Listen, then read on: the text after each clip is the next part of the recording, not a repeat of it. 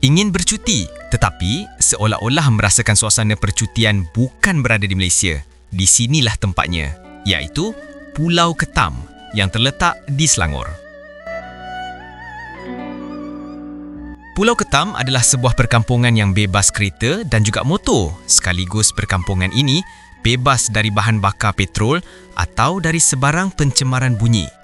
Aman, tenang, udara yang bersih dan yang penting, tak perlu pakai pasport untuk sampai ke sini.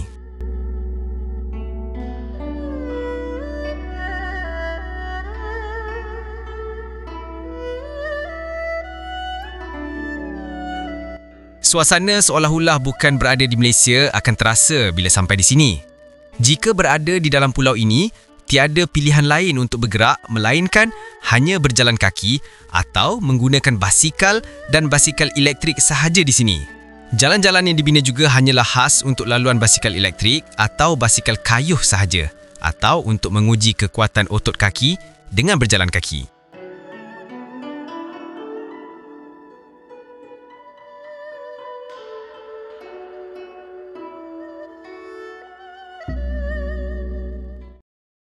Perjalanan bermula dari JT Pelabuhan Kelang yang mana bot atau feri di sini hanyalah menuju ke Pulau Ketam sahaja selepas penutupan bot atau feri ke Indonesia.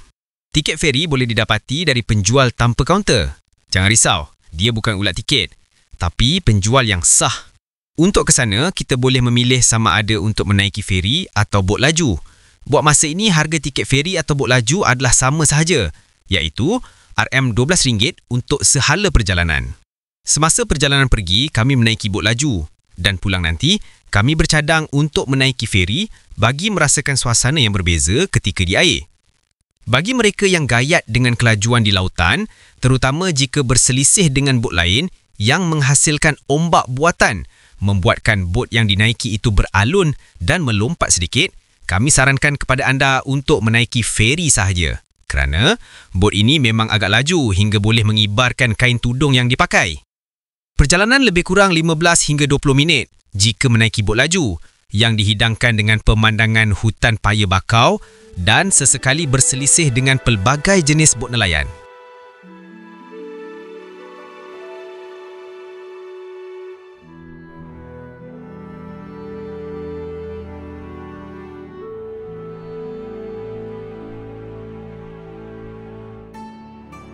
Setibanya di JT Pulau Ketam, kami terus menyewa basikal elektrik di sini kerana kami ingin menjelajah ke seluruh pelusuk pulau ini.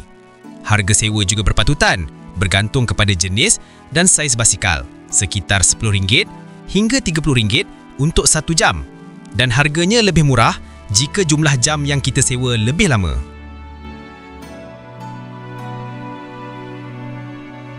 Apabila kami mula menjelajah di sini, ada beberapa perkara yang membuatkan kami teruja. Ternyata, di sini tidak bising dengan bunyi kenderaan, tiada bunyi egzos motor kereta yang bingit, tiada bunyi egzos kereta yang memekak, hanya suara-suara percakapan manusia sahaja yang kedengaran. Dan kadang-kadang kedengaran bunyi horn dari basikal elektrik sahaja.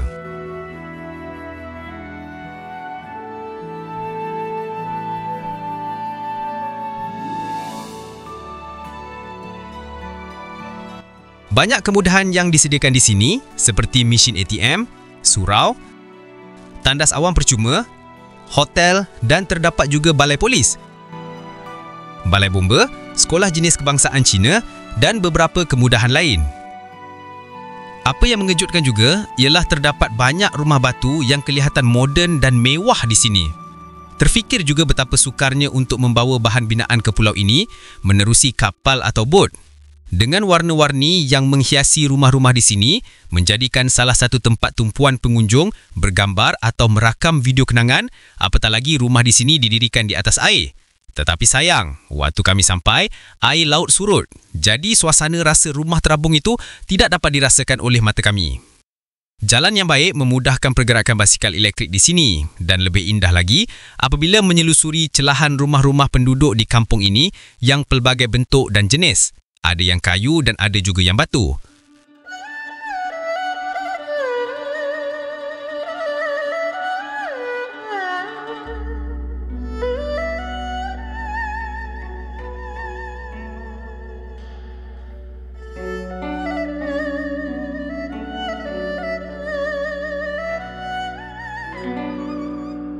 Pengalaman menjelajah lebih indah apabila menaiki beberapa jambatan dan dihidangkan dengan pemandangan asli perkampungan laut seperti pokok bakau dan bot-bot nelayan. Jelas terasa udara di sini sangat bersih dan segar.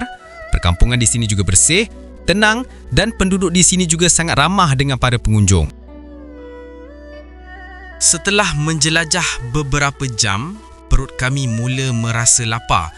Kami mencari tempat makan, terutama makanan masakan Melayu di sini. Mujurlah, ada satu kedai yang dinamakan Kedai Makan Cikgu yang merupakan salah satu kedai makan Melayu di sini.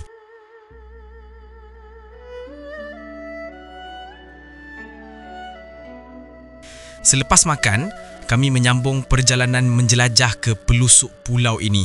Terdapat pekan kecil yang menjual pelbagai jenis barang keperluan di sini.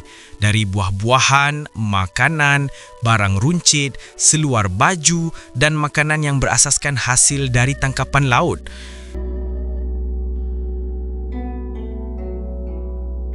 Kami menyambung perjalanan menjelajah ke seluruh pelusuk pulau ini sebelum kami pulang menaiki feri dengan tambang juga RM12.